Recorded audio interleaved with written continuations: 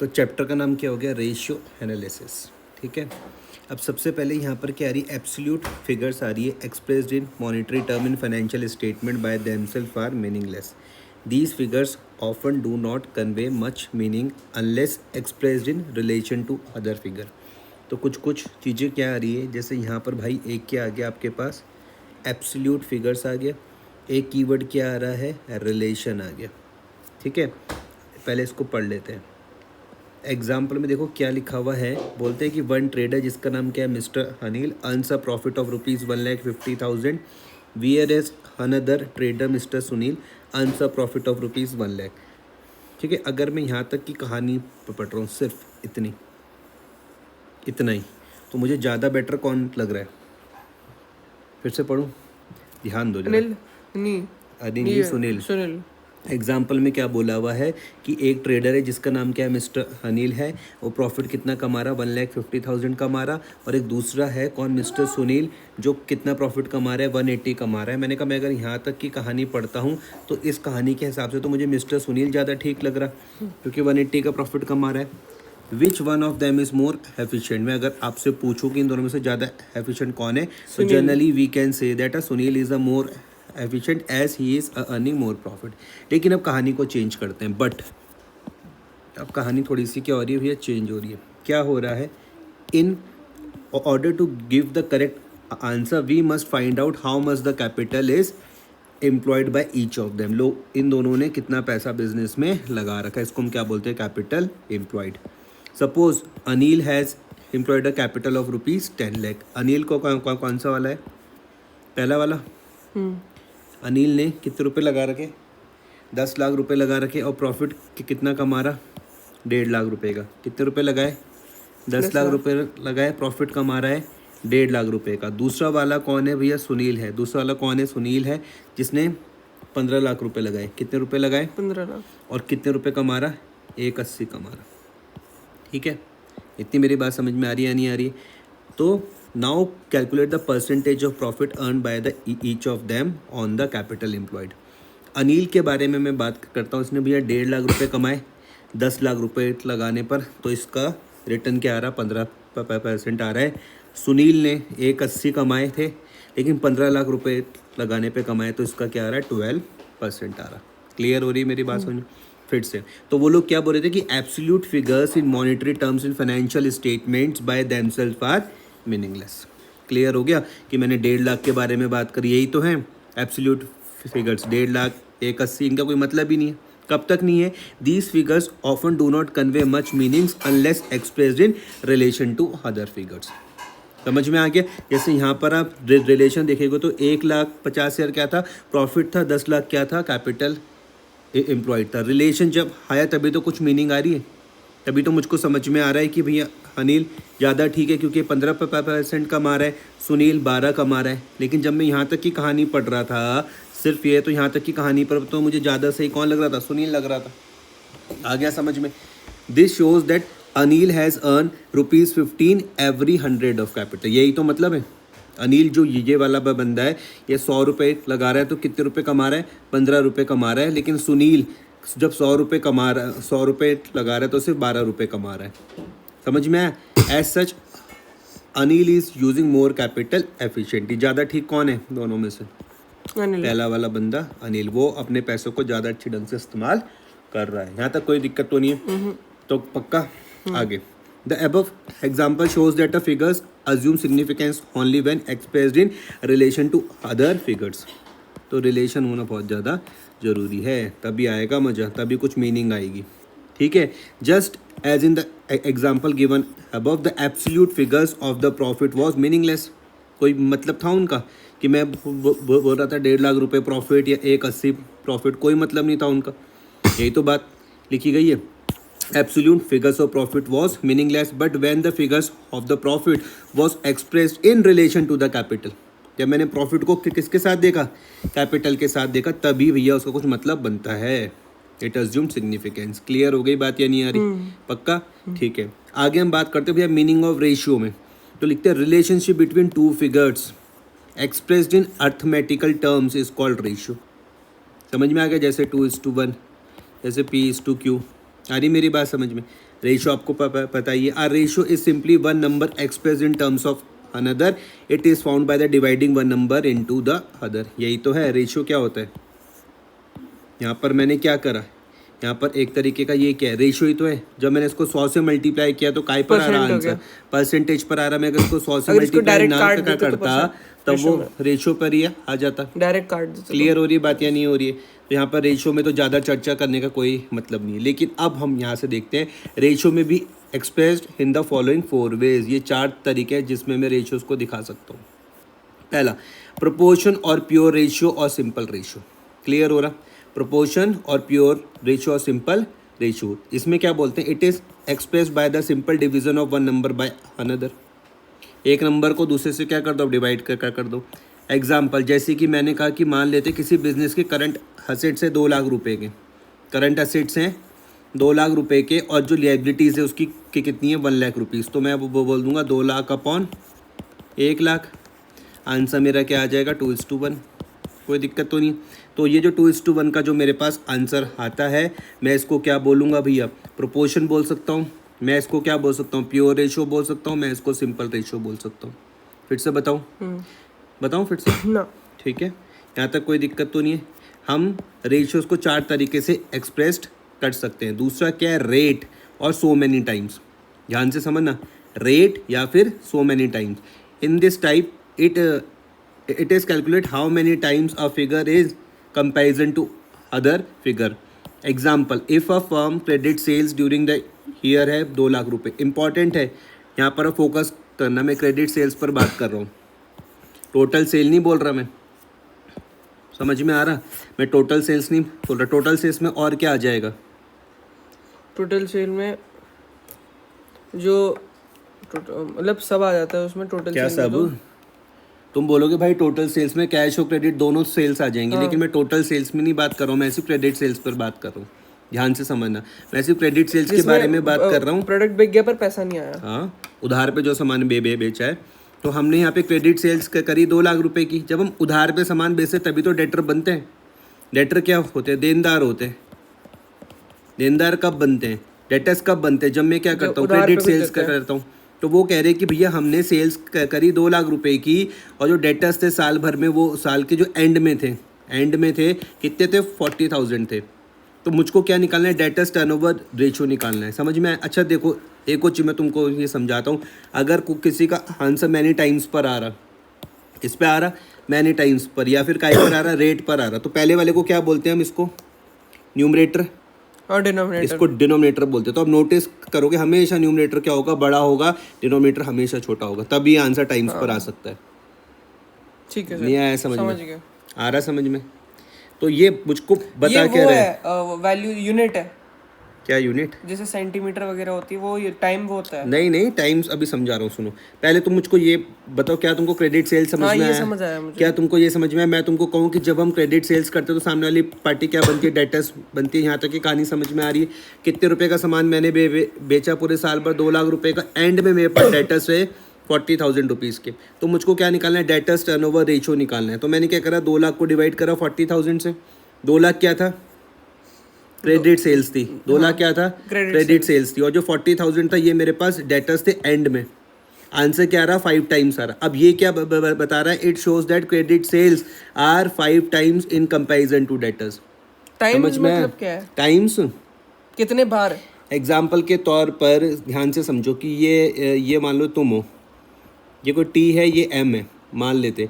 T का मारा है महीने के 10,000 रुपये, एम का मारा है 50,000 रुपीज़। समझ में? तो तुम बोलोगे कि एम जो है वो टी से 5 गुना ज़्यादा कमा रहा है, इसी को तो टाइम्स बोलूँगा मैं। भाई टी कमा रहा है महीने के 10,000, एम कमा रहा है महीने के 50,000। तो आप बोलोगे कि भैया एम टी से 5 टाइम्स ज़्यादा पैसे कमा रहा है, यही तो हुआ टाइम्स। कितने गुना, इसको हम बोलते हैं। नहीं आया समझ में? तो ये क्या था, तुम्हारे पास डेटर्स टर्नओवर रेशियो था। डेटर्स टर्नओवर रेशियो था। ऊपर क्या लिखा मैंने, क्रेडिट सेल्स लिखी, नीचे मैंने क्या लिखा, डेटर्स लिखे। तो ये मुझको बता रहा है कि it shows that credit sales are 5 times in comparison to debtors. आ रही बात समझ में या नहीं आ रही है? समझ में आया टाइम्स वाला? एक और फिर अब परसेंटेज है, हमेशा याद रखो। देखो परसेंटेज में ये दिख रहा है सेंट, ये देखो इधर परसेंटेज में तुमको ये दिख रहा है, यहाँ पर ये सेंट दिख रहा है। ये सेंट का मतलब क्या होता है? 100 होता है। तो परसेंटेज का एक सिंपल सा है भैया 100%। आप उसको 100 से क्या कर दोगे? मल्टीप्लाई कर दोगे। In this type the relation between two figures is expressed in 100th। Example, if a firms के कैपिटल है मान लो कितने रुपए की, 10 लाख रुपए की, उसका जो प्रॉफिट है वो है भैया 2 लाख रुपए, तो आप रेशियो किसका निकालो? Profit to capital. कैसे निकालोगे आप? परसेंटेज में 2 लाख रुपए का क्या था? प्रॉफिट था, अपॉन 10 लाख रुपए आपने लगाए, जब आप उसको 100 से मल्टीप्लाई करें तो क्या आ रहा है? 20% आ रहा है। क्लियर हो रहा? फिर आता है फ्रैक्शन में। फ्रैक्शन तुमको पता है, से net profit is a 1/5 of capital. इसी सेम चीज को ये यहाँ पे 20% को देखना, अब लिखने का तरीका देखो, ये 20% दिख रहा है भाई। इस 20% को देखो मैं ऐसे भी लिख सकता हूँ, 20/100 भी लिख सकता हूँ। तुम मुझको कहोगे भाई ये अपॉन 100 कहाँ से आ रहा है? क्योंकि परसेंटेज है। अगर मैं इसको और छोटा करूँगा काट के तो ये क्या आ जाएगा? 1/5 आ जाएगा। इसी को ही मैं क्या बोल रहा हूँ? फ्रैक्शन बोलता हूँ। नहीं आया समझ में आपको? आया? फ्रैक्शन समझ में आ गया? 1/5 ऑफ द कैपिटल। ये क्या बोल रहा? अगर मैं इसी को भैया फ्रैक्शन में दिखाता तो ये बोलता कि जितना तुमने कैपिटल लगाया उसका तुमने 1/5 क्या कर लिया? प्रॉफिट कमा लिया। ठीक है सर, तो हम कितने उसमें दिखा सकते हैं? 4 उसमें दिखा सकते हैं। Proportion, pure ratio, simple ratio बता दिया, रेट और सो मैनी टाइम्स आपको बता दिया, परसेंटेज में चर्चा कर ली और फ्रैक्शन में मैंने चर्चा कर ली। तो while calculating a ratio it should be understood that it is a desirable to divide the more favourable figures by the less favourable figure. समझ में आई बात या नहीं आ रही? अब इसको समझना है यहाँ पे। Meaning of ratio analysis. Ratio analysis क्या है? टेक्निक है of analysis the financial statement by computing various ratio. ठीक है। फिर एक मेयर्स ने क्या दी कि ratio analysis is the study of relationship among various financial factors in a business. फिर एक और एक ratio analysis establish a numerical और quantitative relationship between two items of financial statement to provide the meaningful understanding of the profitability and financial position of the enterprise। समझ में आया? अब तुमने मुझको कहा कि भैया भैया मेरे 50 नंबर आए, इसका कोई मतलब ही नहीं जब तक तुम मुझे ये नहीं बताओ कि मेरे 50 नंबर कितने से आए। आ रही बात समझ में? ऑब्जेक्टिव देख लेते हैं। तो यहाँ पर क्या है? To locate the weak spot of the business which need more attention. Simple है। To provide deeper analysis of liquidity, solvency, activity and profitability of the business। 4 चीज़ें याद रखना, लिक्विडिटी याद रखोगे, सॉल्वेंसी याद रखोगे, एक्टिविटी याद रखोगे, प्रॉफिटेबिलिटी याद रखोगे। सबको हमें डिटेल में पढ़ना है। लिक्विडिटी को हमको डिटेल में लेके चलेंगे, सॉल्वेंसी को हम डिटेल में लेके चलने वाले, एक्टिविटी और profitability. To provide information for making cross sectional analysis for making comparison with that of the some selected firms in the same industry. एक और पॉइंट हो रहा है कि to provide information for making time series analysis for that is for making comparison of a firms present ratio with the past ratio. समझ में आ गया? यहाँ पर आप एक ही फर्म के प्रेजेंट और पास्ट रेशियो को कंपेयर कर रहे हो। इससे पहले वाले पॉइंट में आप दो सेम मतलब किसी इंडस्ट्री में दो फर्म्स को आपस में कंपेयर कर रहे थे। फिफ्थ वाला क्या बोल रहा है? To provide information useful for the making estimates and preparing the plan for the future. ठीक है। एडवांटेजेस फटाफट से रीड कर लेते हैं, ध्यान से समझना। एडवांटेजेस और यूजेस ऑफ अकाउंटिंग रेशियोज। पहला क्या बोलते हैं कि financial statement that is profit and loss and balance sheet prepared at the end of the year do not always convey to the reader the real profitability and financial health of the business. समझने वाली बात ध्यान से समझना। क्या बोल रहे हैं कि भैया फाइनेंशियल स्टेटमेंट में क्या क्या चीज़ें आती हैं, क्या क्या बनाते हो फाइनेंशियल स्टेटमेंट में? बनाते हो प्रॉफिट एंड लॉस स्टेटमेंट, बनाते हो बैलेंस शीट। शेड्यूल कौन सा था? शेड्यूल 3rd था। इसका पार्ट कौन सा था? 2। इसका पार्ट 1st था। ठीक है। ये पार्ट 2nd था, ये पार्ट 1st था। तो ये हम कब बनाते हैं? साल के एंड में बनाते हैं। लेकिन वो क्या हो रहे कि do not always convey to the reader the real profitability and financial health of the business. ठीक है। They contain various facts and figures and it is for the reader to conclude whether these facts indicate a good or a bad managerial performance. Ratio analysis is the most important tool of analyzes these financial statement, it helps the reader in giving tongue to the mute heaps of figures given in a financial statement. The figures then speak of liquidity, solvency, profitability, etc. of the business enterprise. Some important advantages derived by a firm by the use of the accounting ratio are. सबसे पहला वाला, helpful in analysis of financial statement. Ratio analysis is an extremely useful device for analyzing the financial statements. It helps the bankers, creditors, investors, shareholders, etc. in acquiring enough knowledge about the profitability and financial health of the business. In the light of the knowledge so acquired by them, they can seek necessary decisions about their relationship with the concern. ठीक है. Second वाला point क्या बोल रहा है? Simplification of accounting data. Accounting ratio simplifies and summarizes a long array of accounting data and makes them understandable. It discloses the relationship between two such figures which have a cause and effect relationship with each other. Clear हो रही है बात? आ रही है बात समझ में इतनी? थर्ड वाला पॉइंट क्या बोल रहा है? Helpful in comparative study.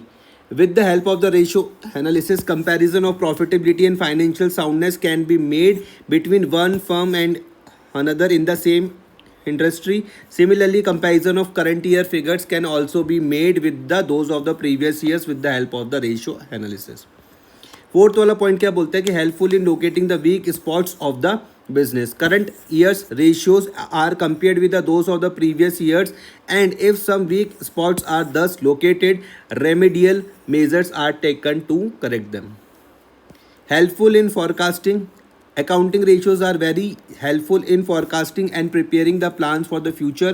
For example, if revenue from operations, ये याद रखना है टर्म्स, रेवेन्यू फ्रॉम ऑपरेशंस को हम लोग क्या वो बोलते हैं? सेल्स भी वो बोलते हैं. ठीक है. Of a firm during the year is 10 lakh. ठीक है. And the average amount of inventory kept during the year was 2 lakh. That is 20% of sales. And if the firm wishes to increase sales next to the 15 lakh, it must be ready to keep an inventory of 3 lakh. that is 20% of the 15 lakh. फिर से बता रहा हूँ forecasting में कैसे help कर सकती है. बोल रहे हैं कि भैया अगर हमारी जो सेल्स है फर्म की ड्यूरिंग द ईयर कितनी है? 10 लाख रुपए की सेल है. कब की? पूरे साल भर की सेल क्या है? 10 लाख रुपए की है. कितनी है? 10 लाख रुपए. तो हमको एवरेज इन्वेंट्री रखनी पड़ती है 2 लाख रुपए की. समझ में आ रहा? पूरे साल भर कितनी सेल हो रही है? 10 लाख रुपए की. एवरेज इन्वेंट्री कितने की मेंटेन करनी पड़ती है? 2 लाख रुपए की. तो ये क्या है? 20% है सेल्स की. अगर फर्म चाह रही है कि भैया हम सेल्स को कहाँ लेके जाए 15 लाख तक, तो उसको भैया इन्वेंट्री कम से कम 3 लाख रुपए रखनी पड़ेगी. 20% ऑफ 15 लाख. तो similar other estimation for the future can be worked out by establishing a relationship between capital and revenue from operations, debtors and revenue from operations, expenses and revenue from operations, etc. Sixth वाला point क्या बोलता है? estimate about the trend of the business. In accounting ratio are, if accounting ratios are prepared for a number of years, they will reveal the trends of the cost, revenue from operations, profits and other important facts. ठीक है. अगला क्या आ भी रहा है समझ में? उसके बाद है fixation of ideal standards. Ratios helps us in establishing ideal standards of the different items of the business by comparing the actual ratio calculated at the end of the year with the ideal ratio. The efficiency of the business can be easily measured. जैसे कि ideal ratio मेरे पास क्या होता है? मान लेते हैं कि मैं आपको बताता हूँ. एक रेशियो हो गया करंट रेशियो. करंट रेशियो का आइडियल रेशियो क्या होता है? 2:1 होता है ना.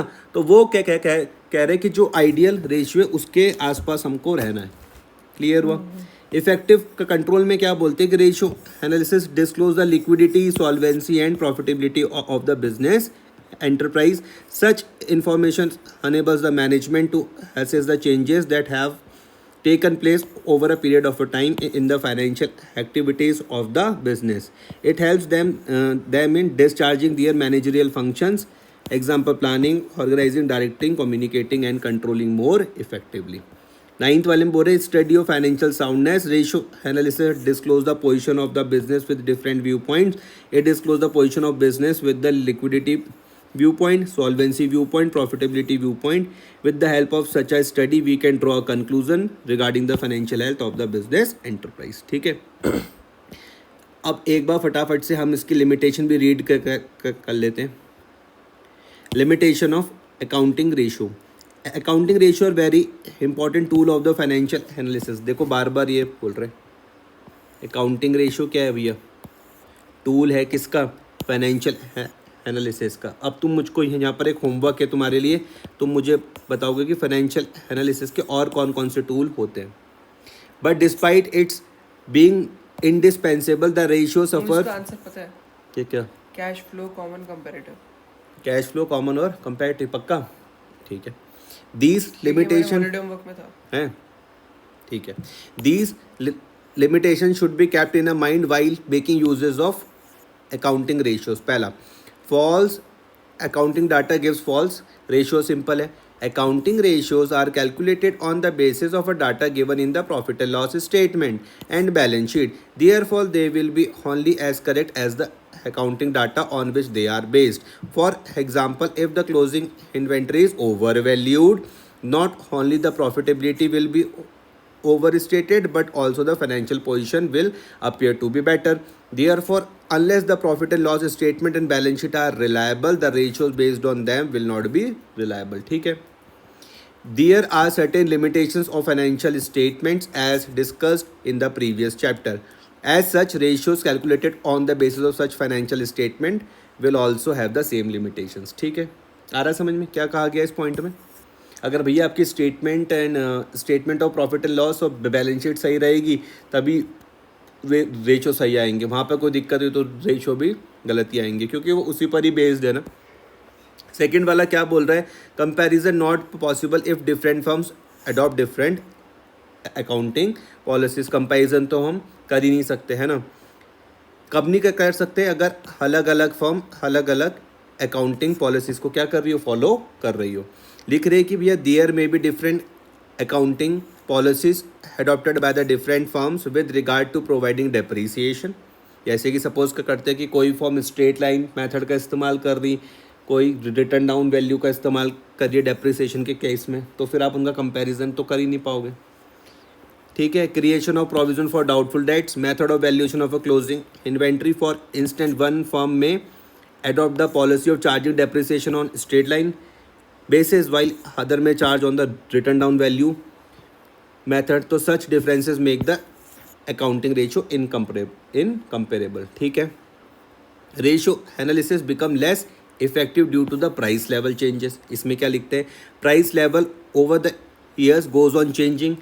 Therefore, the ratios of various years cannot be compared. For example, one firm sells 1000 machines for 10 lakhs during the 2023. It again sells 1000 machines of the same type in 2024, but owing to rising prices the sale price was 15 lakh. ठीक है. On the same basis of ratios it will be concluded that the sales have been increased by 50%. समझ रहे हो या नहीं समझ रहे हो. Whereas in actual sales have not increased at all, hence the figures of the past year must be adjusted in the light of the price level changes before the ratios for these years are compared. ये वाला point जब तुम पढ़ोगे तो तुम अगर तुम वहाँ पर गए मैक्रो में तो वहाँ पर हम क्या पढ़ते हैं, real GDP and nominal GDP. अब तक नहीं पढ़ा मैंने. पढ़ना, जब तुम उसको पढ़ोगे तब तुम्हें ये वाला पॉइंट भी और ढंग से समझ में आएगा. जैसे देखो क्या कहा गया कि भैया कोई फर्म है, उसने क्या करा 1000 मशीन सेल करी, लेकिन उस टाइम क्या थी 10 लाख रुपए थी. ठीक है. अगले साल उसने फिर 1000 मशीन सेल करी, लेकिन इस बार महंगाई के का कारण मतलब प्राइस बढ़ने के का कारण क्या होगी, 15 लाख की हो गई. तो आपको 50% सेल बढ़ती भी तो दिखेगी, लेकिन रियल में बढ़ कहाँ रही है, नहीं आई समझ में. रियल में तो सेल इसलिए बढ़ती भी दिख रही क्योंकि प्राइस बढ़ गए थे. आ रहा समझ में ये चीज़ें. तो रेशियो में भी misleading in the absence of absolute data. For example, X company produces 10 lakh meters of cloth in 2023, 50 lakh meters in 2024. The progress is 50%. Y company raises its production from 10,000 meters in 2023 to 20,000 meters in 2024. The progress is 100%. Comparison of these two firms made on the basis of the ratio will disclose that the second firm is more active than the first firm. Such conclusion is quite misleading because of the differences in the size of the firm. समझ में आई बात या नहीं आ रही? Yes, sir. It is therefore essential to study the ratios along with the absolute data on which they are based. ठीक है. पांचवा क्या बोलता है? Limited use of a single ratio.